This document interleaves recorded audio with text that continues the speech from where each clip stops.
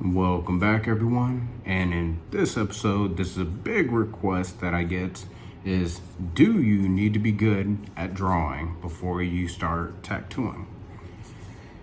Now, there's a decent debate on this topic, and the reason why I got my gloves on because I just got done tattooing. You've seen the last video that I had where I had I'll just show you where I had this. Just got done with that, so that's the reason why I got the gloves on. But anyways, the main point ahead is, I would say, to have the foundation of knowing how to draw, right? Because think of it this way. Anyone can think of it like baseball, right? This is the best analogy that I could think of off the top of the head. Is think of it like baseball. Sure, you could throw a ball, right? But wouldn't it be better if you knew how to throw that ball effectively? You know, hit the exact area you wanted every single time rather than just throwing it and hoping that it lands in the right place that you wanted it to be? Yeah. Or even in, let's say boxing, right? Sure, you could go ahead and learn the fundamentals, the 1, 2, 3, the 1 is the jab, the 2 is the straight, 3 is the left hook, etc., etc., etc. But even learning all of those particular punches and what order they go in, the number sequence, and blah, blah, blah. If you never sparred or did any mitt work, then in the ring, when it comes down to actually applying that boxing in a sticky situation, you're gonna fucking suck. Think of it that way, exactly like how it is in tattooing, right? Because sure, you could have something, check it out, like this, that I recently laid out in terms of like a stencil and everything. So you could have this, right? As you can see, I went ahead, I drew up the stencil with the chick right there, with the thumb right by her mouth, and then obviously right over here, you got the skull clearly with the butterfly, all right? So with that said, sure, you could have the layout exactly like this, and you could go over the entire thing, but here's the catch, all right? On fake skin, this stencil might hold pretty well, and on real skin, REEL skin, it does. But in any event, on real skin, this skin, or this type of skin, in any chance that it might wipe off a little bit, this is where your artistic skills come in, all right?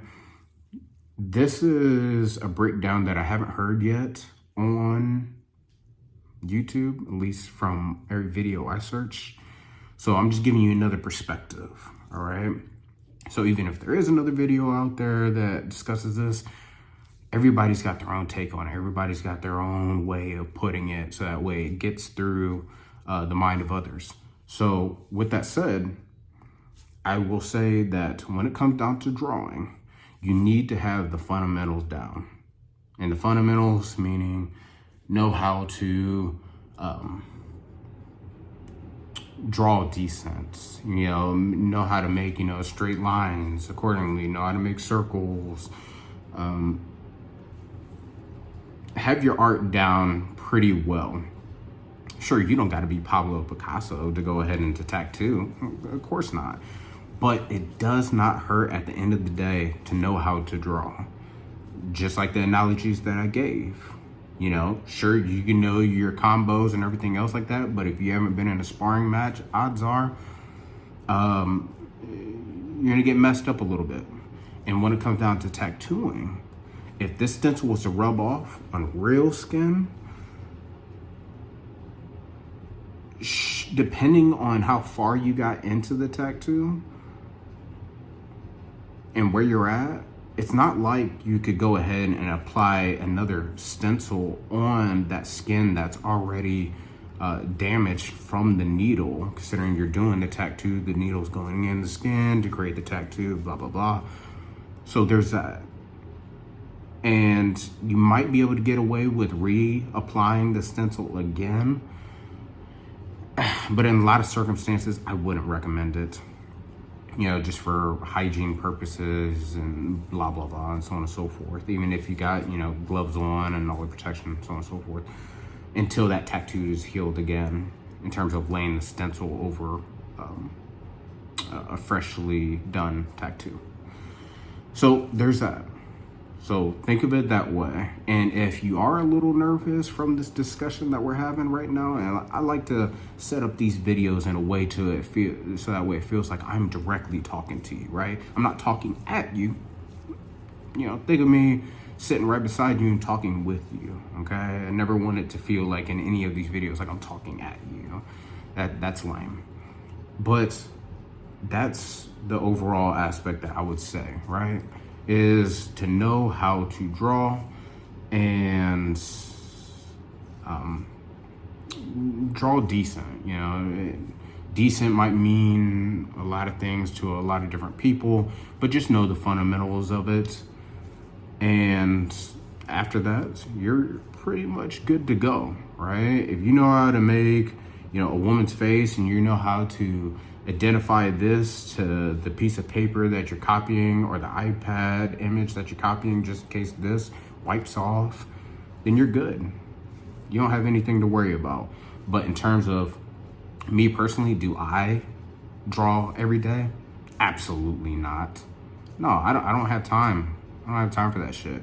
And some people might be like, oh, well, if you don't draw all the time, then you're not a real tattoo artist, blah, blah, blah.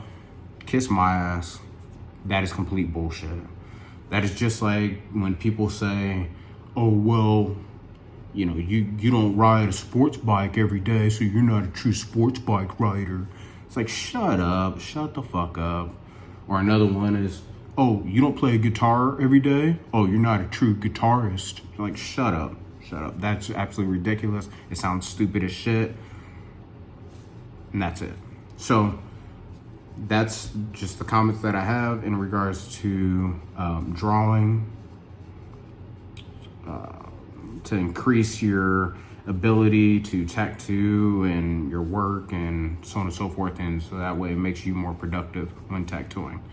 So it's my thoughts as a black and gray tattoo artist.